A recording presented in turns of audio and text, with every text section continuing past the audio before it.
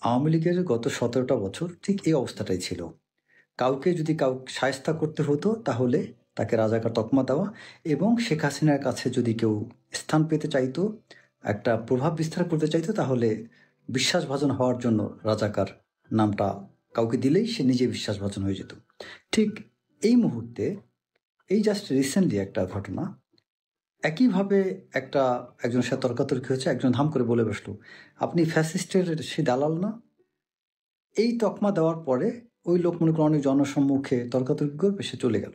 আমাদের দেশের বাস্তব চিত্র খুব সংক্ষেপে আমি তুলে ধরছি। একদিন রাস্তা দিয়ে হেঁটে যাচ্ছি, এক বয়স্ক লোক দাঁড়িয়ে আছে, তার সাথে একজনের তর্কাতর্কি হচ্ছে। তো হঠাৎ করেই একটা ছেলে তাকে এক পর্যায়ে তর্কাতর্কিতে না পেরে সে বলছিল যে, "আপনি একটা রাজাকার।" এই কথা বলার আপনাকে দেখে রাজাকার মনে হয়। বলার সাথে সাথে লোক আর বেশি বাড়াবাড়ি না করে আস্তে হেঁটে চলে গেলেন। আওয়ামী লীগের গত ১৭টা বছর ঠিক এই অবস্থাটাই ছিল।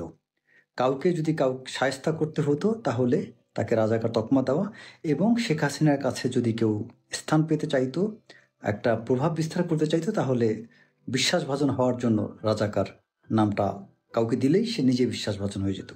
ঠিক এই মুহূর্তে এই জাস্ট রিসেন্টলি একটা ঘটনা, একইভাবে একজনের সাথে তর্কাতর্কি হয়েছে, একজন ধাম করে বলে বসলো, "আপনি ফ্যাসিস্টের সে দালাল না?"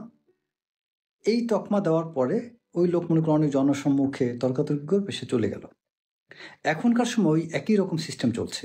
যদি কাউকে আপনি দমাতে চান বা কাউকে শায়েস্তা করতে চান, তাকে ফ্যাসিস্ট বা হাসিনার লোক এটা বললেই হলো। এবং যদি আপনি এই সরকারের বিশ্বাসভাজন হতে চান তাহলে এই কথা বলবেন।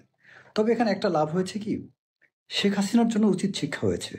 তিনি যেই জিনিসটাকে একসময় শেল্টার দিতেন, আজকে তার সাথে তার নাম নিয়েই মানুষ আজকে এই দেশে সুযোগ নিচ্ছে এবং এই দেশে দেশপ্রেমিক সাজার চেষ্টা করছে।